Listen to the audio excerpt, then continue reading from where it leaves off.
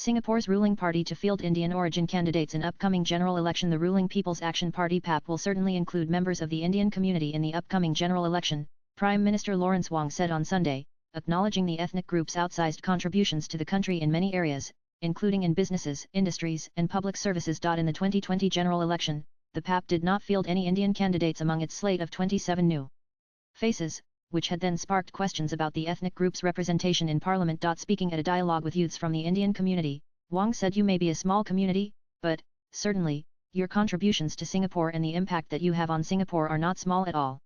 In fact, I would say you already reflect that Singapore spirit.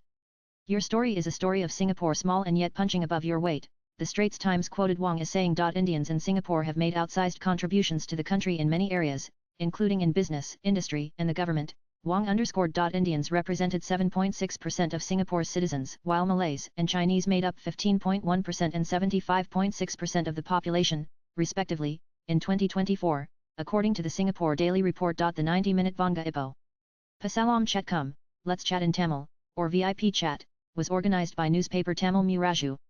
Senior Minister of State for Digital Development and Information Janil Puthuchary, of Indian descent, also engaged with about 130 youths at the dialogue. In his opening remarks, PM Wong said Singapore has benefited from many Indian civil servants, such as Dr. Janil, who is also Senior Minister of State for Health. The Prime Minister said there will be new Indian candidates from the PAP for the upcoming election but did not give further details or names. New faces who have been spotted with political leaders recently include former Agency for Integrated Care Chief Executive Dinesh Vasu, Managing Partner at law firm Tito Isaac Co., Kawal Pal Singh, Jagathishwaran Raju, a trade unionist for 13 years, and Indian orthopedic surgeon Hamid Razak, according to media reports. A 59-year-old noted lawyer Harpreet Singh Nehal of Indian ethnic has also been seen among potential Indian candidates from the opposition Workers' Party, which won 10 seats in the 2020 election. In 2020, PAP won 83 seats in Parliament. The 2025 election is to be held this year, with speculation of it likely to be called in a month or so, given political parties naming potential candidates and undertaking grassroots level mingling with Singaporeans. These potential candidates have been doing walkabout with sitting members of parliament in various community centres,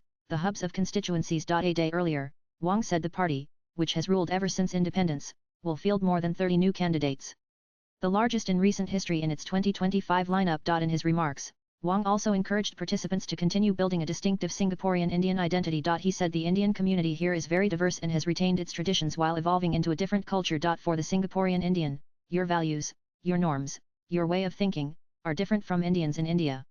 And it is something precious that we have created here.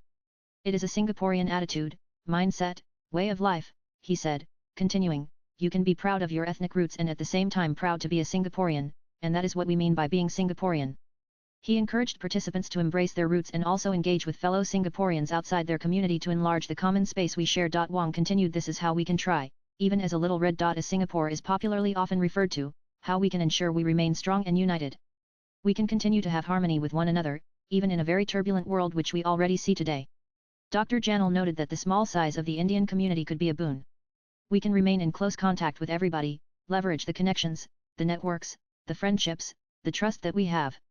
It is an advantage of being a small and potentially much more closely knit community, said Dr. Janil. He also said that though most youths in Singapore share the same concerns, the Indian community represents issues of race, religion, and language differently. The young people at the dialogue were between the ages of 18 and 35, and they represented 4 universities and 14 community organizations.